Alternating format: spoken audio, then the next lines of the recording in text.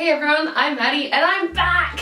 Yes, that's right, I'm back in South Australia. I'm back in this room with these curtains and we're here for the first of my next series of sit-down videos after the program. So for those of you who are new to my channel, welcome. I just did the Cultural Exchange program from January to June of 2019 at Walt Disney World, working merchandise in Frontierland, as you probably can't tell by my Splash Mountain hoodie. It was amazing. But unfortunately, right at the end of the program, I got injured. And so today I wanted to talk a bit about my personal experiences with, first of all, the injury and telling what happened, because if you watch some of my most recent videos or if you've been following my Instagram, you may notice that I had a few bandages on these fingers. I never actually said what happened in any of the videos, and I did put out a short Instagram post, but I never actually specified what happened. So today we're going to go through exactly what happened and also my personal experiences with the US healthcare system, because that's a story in and of itself. It was a time, and the whole thing only just got resolved as of yesterday. So it's a thing. So without further ado, let's get into it.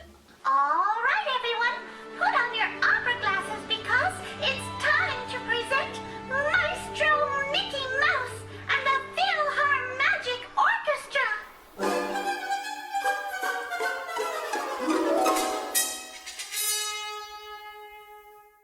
So this happened right before the end of my program. So it was about a week and a half or so before I was scheduled to leave. So right at the end of the program, you'll get an invite to a housing event at Chatham, and at one of the housing complexes. And basically it's just, you get to go and have photos with Minnie and Mickey. I'll put a photo here, super cute. And also, depending on the theme, some other character and themed food. So for the one that some of my roommates went to, because they were extending, they went to an earlier one than I did. Theirs was themed around the Three Caballeros, had kind of Mexican fiesta feel. For me, again, what is it with Disney and country music and me? It still happened all the way through to the end of my program, because this was sort of American hoedown barbecue country theme. So I got to meet Big Al. And I will put the photos here. But yeah, it was a lot of fun, especially special because I was just about to head off to work. So that's one of the reasons why I didn't end up filming it, was because it was essentially just went there to get photos, get food and leave, because I had work starting at I think 12 or 1 o'clock that day. And so because of that, and because a lot of my roommates and friends had already had their graduation at an earlier ceremony, it was really just a kind of, I went there on my own, got some photos, got some food, and then left. Or at least that was a plan. Because then the injury happened. And I had had the photos, was about to get some food, when tragedy struck. Basically what happens is at every sort of big housing event, especially at Chatham, they usually have some kind of DJ booth, and usually at some point they will say, whoever comes up to the DJ booth first with blah or just whatever will get free merch. Now this is Disney housing merch, so the usual bags, the bandanas, the lanyards, sometimes the pop sockets for your phone, that sort of thing. And at this stage, it was essentially the first 5 or 10 people to run up to the stage would get it. Now at this stage, I had just finished meeting Big Al, and I wasn't really looking as to where I was going. I was on my way. I was like, yes, food now, quickly, before I need to go. So as a result, I was not really watching where I was stepping, and I started to trip over. The only thing was, I might have been able to catch my balance, except there was also someone running right past me to try and get to those free goodies, and I stacked it completely. Just boom, hit the floor. Straight onto the concrete, which was not fun. I landed down on my hand like this, on my arm like this. I was holding my journal, my phone and stuff in this hand. So I essentially took the brunt of the weight here. I still have a tiny bit of a scar. It probably won't show up on camera, but I have a tiny little scar here. And basically I fell down, and me being me, I got up. I'm like, I'm fine. Dust myself off, dust my costume off. All good, go get food. Now my hand felt a little bruised and I was bleeding a bit. Thankfully the bleeding stopped pretty quickly. I was fine. Or so I thought. And I was like, my hand feels a bit iffy, but it's probably just bruised, I'll be fine. And I went ahead, grabbed some food, and then rather than going back to Commons, I already had all my stuff with me for work, so I just got straight onto the bus from Chatham to get to West Clock. And it was on the bus that I started to realise that something was quite wrong. And that was that I couldn't move my fingers properly. And they were getting rather swollen. So at this stage, it was these two fingers right here. The joints were getting more swollen. I could barely sort of move them past maybe about like that much. And I was starting to panic because, for those of you who don't know, I'm a musician. Specifically, mainly a flautist, but also a bit of piano as well. And I kind of need my fingers for my career. And if something really bad were to happen to them, that could be it for me, at least. So it was a troubling time on that bus ride. I was already on the bus. We had passed Vista. I couldn't get off until West Clock, and I was starting to panic. All the worst case scenarios were essentially just like going through my head, and I was not in a good mental state. I was just full-blown panicking at this stage. Unfortunately, it was also way too late to call out because my shift was starting soon.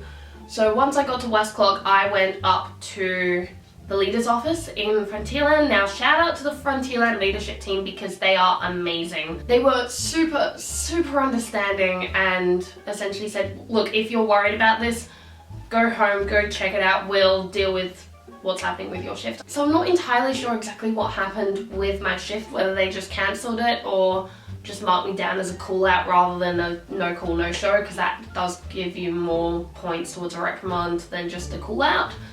But I'm not entirely sure what happened there. It was right at the end of my program, so I wasn't too worried about points. So I got on the bus home. On the way down, one of my coordinators was really lovely and went down and grabbed some ice from the Adventureland glow cage, and so that I could put on my fingers, because by this stage they were extremely swollen and looking quite bruised and just not looking good. I'm not going to put any photos in here. I didn't actually take any photos of my injury, and personally I get grossed out by like graphic images of injuries. Like, it wasn't particularly graphic, it was just very uncomfortable and it didn't look normal. That's all I'll say. So at this stage I was on the bus home.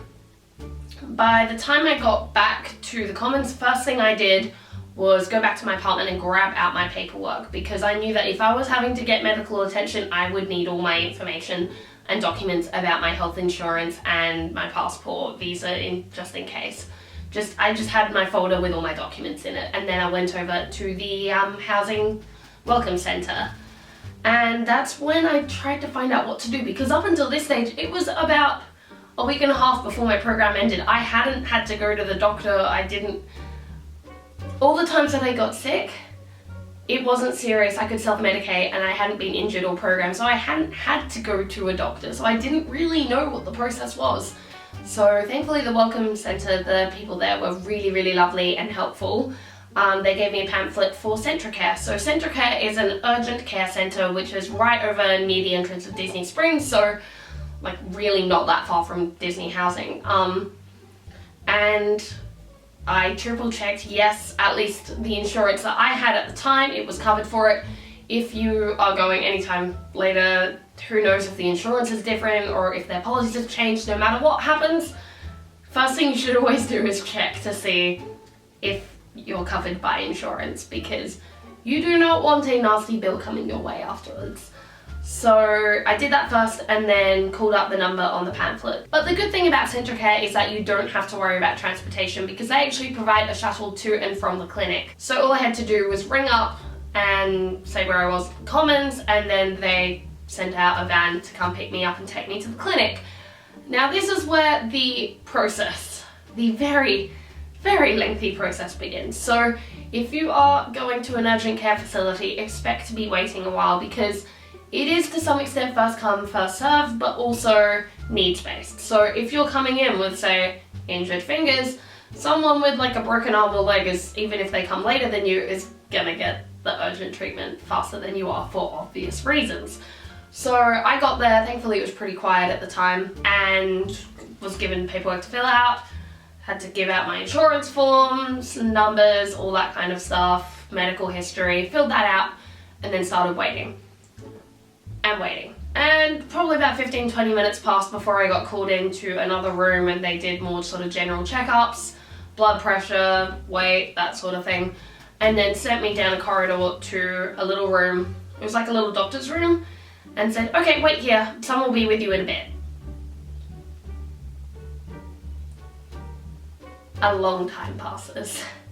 At this stage, I'm really freaked out about my fingers. Worst case scenarios are still running through my head. I'm messaging my mom, quite panicked, and my phone's already down to like 5% battery. So I'm trying not to use it too much. So this waiting was excruciating because I didn't really want to use my phone too much because I didn't want to lose all the battery in case I needed to make some urgent phone calls. And also my fingers were throbbing and sore. I'd say probably, I don't even know how long it was probably at least over an hour before someone came in and looked at my fingers and they said, oh yeah, those are broken. Great. Just what I wanted to hear. More panicking. No, really, they said from their quick assessment, they looked broken. So they said, cool, we're going to get you in to have an x-ray as soon as possible, and then left. And then probably at least another half hour went by. And then finally I had my x-ray. The x-ray was rather painful because I had to try and flatten out my hand onto the thing and curl it into weird positions. And if your fingers really don't want to move, that's not fun. So I did that, went back to the room, and even more waiting now for results. Eventually, the woman comes back in and says, well, actually, good news, they're not broken. Whew, thank goodness for that. And then essentially all they could do was try to bandage it up. So usually if it's a sprained finger, what they would do is splint it, but because I had 2 sprained fingers, I couldn't actually do that. So all they did was essentially buddy taped it up. At first I had just a giant sort of bandage around all of them, but eventually I moved to essentially buddy taping in a live long and prosper, which you see in some of my vlogs and photos where I have like these random bandages or tapes on my hand. And that was the end of that until I got back home. So thankfully I was in a position where I'd already had my last stop shift. The only limitation on work that I had was that I couldn't work in Prairie Outpost because of food safety. I couldn't wear gloves because my fingers were taped together. But apart from that, I was able to finish out my program with no worries, apart from the fact that my fingers were rather sore and I couldn't really use my hand properly, which didn't make packing or dealing with suitcases particularly fun. When I finally got home, I had another doctor's appointment, had an x-ray, had an ultrasound, just to confirm that, yep, there's a sprain, no major ligament damage, thank goodness for that. And then I had about a month of hand physio appointments. And thankfully now, about 3 months after getting back, I'm mostly able to use this hand again. It took about a month before as I was actually get back into practicing flute and piano, and I'm now, I can't quite curl them in as much as this one, but we're getting there, but I've got enough range of movement to play, thankfully. However, that's not the end of this story, because it continues. Because there's still paperwork. And American healthcare system like to do paperwork in the old-fashioned way, like most bureaucracies. And that means snail mail. Which is possibly okay if you're still in America.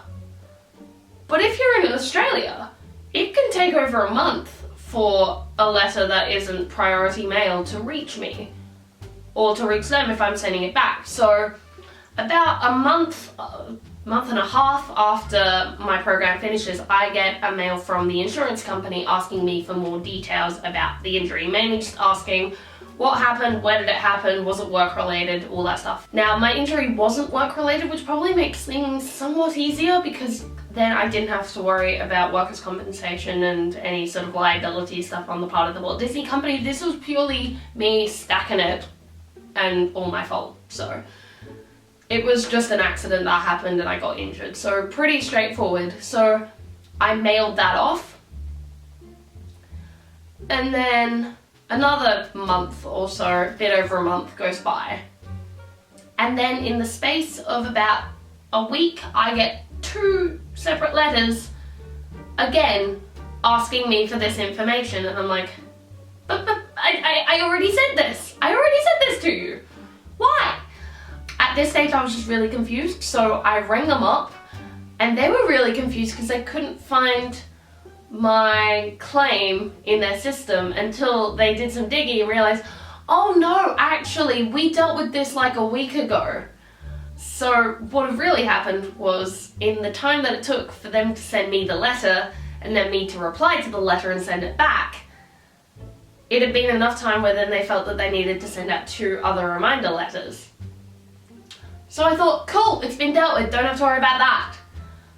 Until last week, when I got another letter, but this time not from the insurance company, but from Centricare. And I'm like, what's this?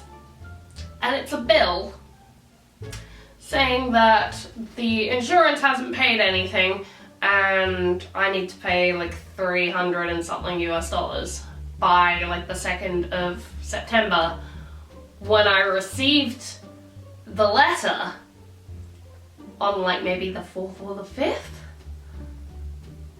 Great.